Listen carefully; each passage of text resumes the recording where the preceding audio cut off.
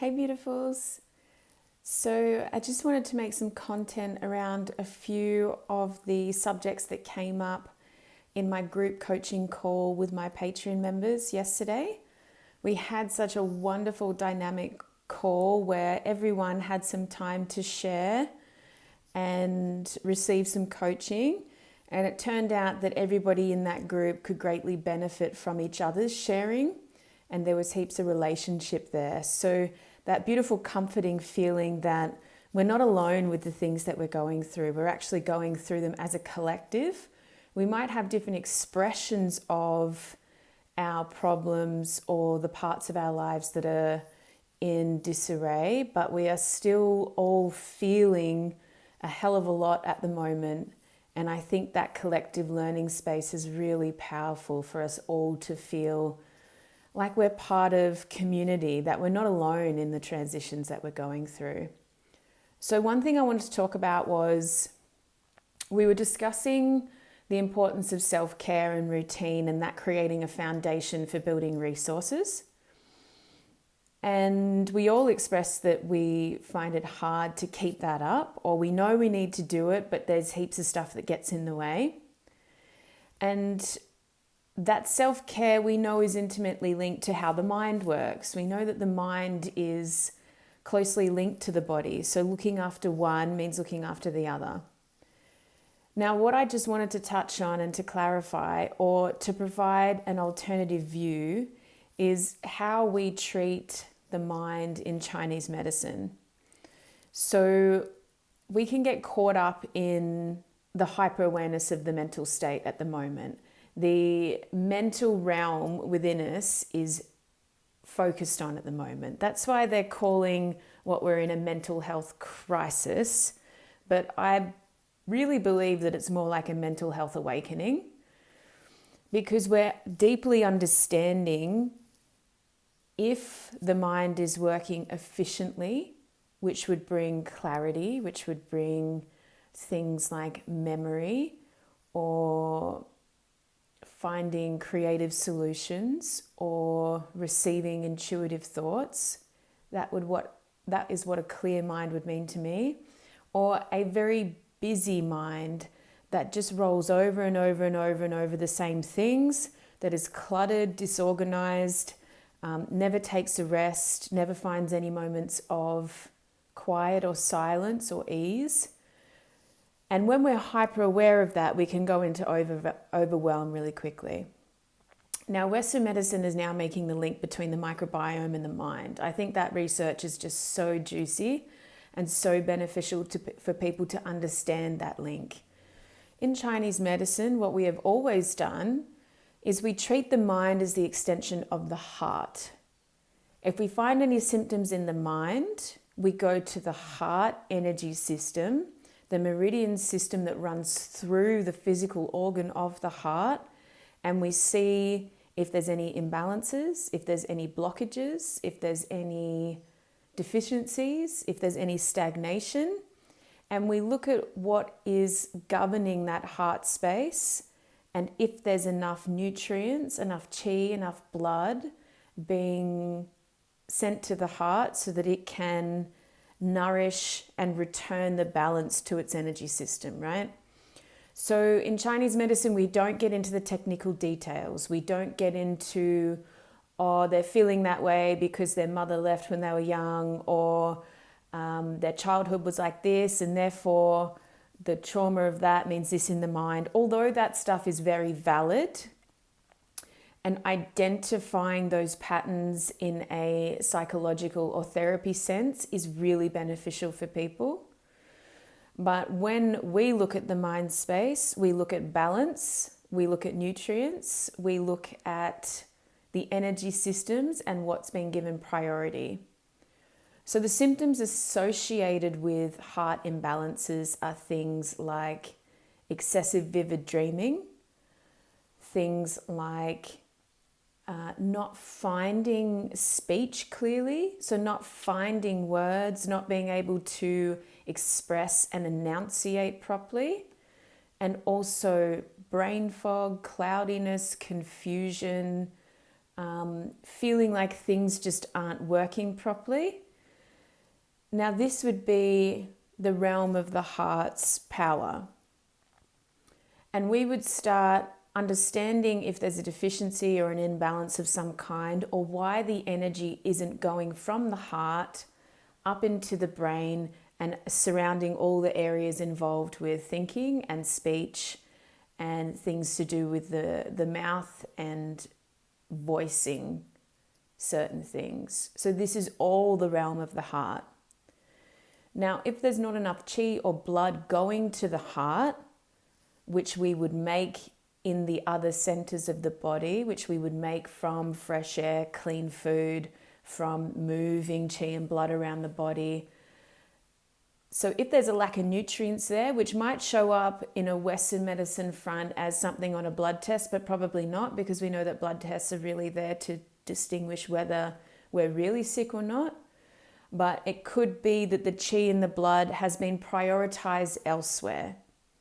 And that could be in a different organ system, that could be in doing a lot, that could be in working heaps but not being present. But here's the psycho-emotional aspect of the heart, which I really particularly like, is the heart, just like the heart chakra, is involved with trust and connection and intuition. When we are letting that govern our lives, when we are giving the emperor or the empress her power back, we can sink into a governing system that will prioritize a clearer mind, right? So when we go back into our heart space, we ask our heart how to solve the problems, where to go next, how to govern our lives, what to trust, when to trust, and what to intuitively move through. We will notice a change in the flow of chi and blood, and we'll see the mind getting clearer and the speech getting clearer as well. This also relates to make it simple, more chi and blood gets sent to the brain, because the heart is now full of energy. The heart is full of blood. It's full of chi. It's full of resonance. It's given its power back. The heart is like, great, now I'm in charge. I tell us all where to go, and I govern the mind to be in alignment with where we're going. But if we are making our mind the one that's in charge, or what I see commonly is the liver meridian system, which is linked into achievement, into work, into schedules, into routine, into, and this is the same as the nervous system. When our nervous system is in charge by go, go, go all the time, the heart is not doing its job because it's not allowed to. We need the nutrients to be full in the heart, to be full in the chest, and then the mind will get the boost. So we know that more blood and chi in the brain means more oxygen. It means more areas can be lit up. It means nutrients can go there.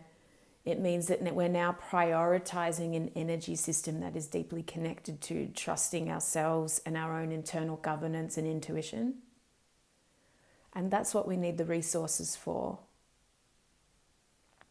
So when we move away from the masculine sense of self-care, which means I've got to do this because it's hard work and I've got to build resources because I have to and that's what I should do, and we allow the heart to say, I need some more here, I need some more nutrients, I need some more blood, I need you to sit with me, and I need to become your empress once again, we will start seeing the relevance of that self-care.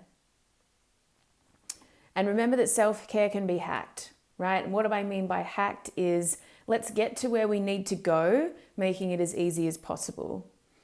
Put everything that you need in your day or the basic requirements into your morning routine.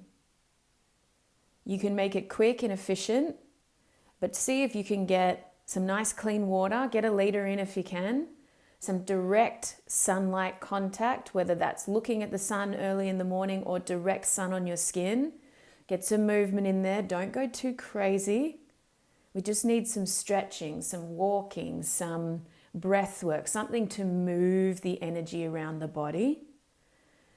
Sit in meditation, do 5 minutes, do 2 minutes. Send an intention out, send a prayer out, ask for help, ask for courage, whatever you want. And then look towards a nutritious meal. Yes, I do believe that breakfast is really important, and I do believe in the timing of breakfast. In Chinese medicine, we say eat between 7 and 9 a.m. That is when your stomach is ready to receive. That is when your body is hungry for nutrients. If you're not hungry then you need to teach your body how to be hungry again. All of that can be done in half an hour if you need it to be. If you want it to be really potent, get up early.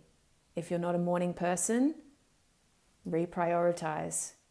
The scientific studies are there to show that people that stay up late into the night have more tendencies towards sluggishness, brain fog, mental health conditions, anxiousness, depression.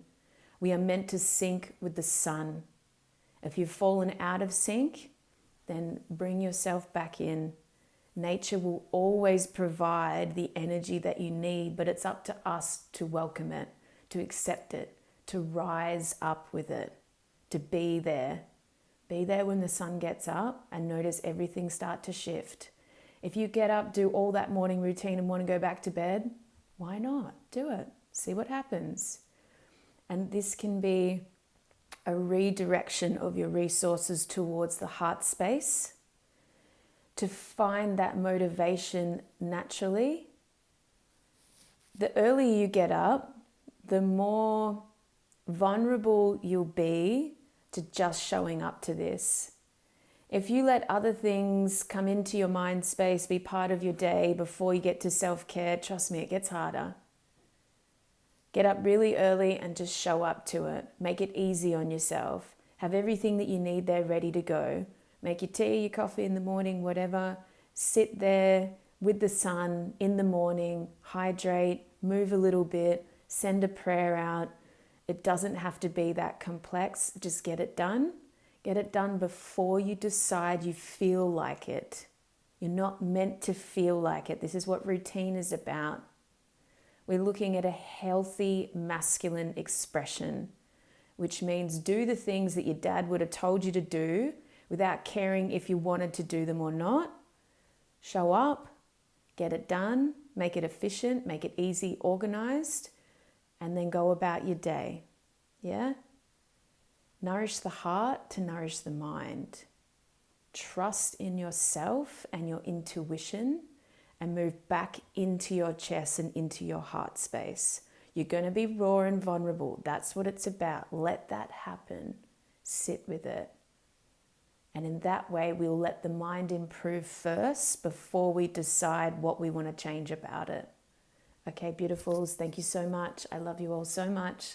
And I'll see you again soon. Bye.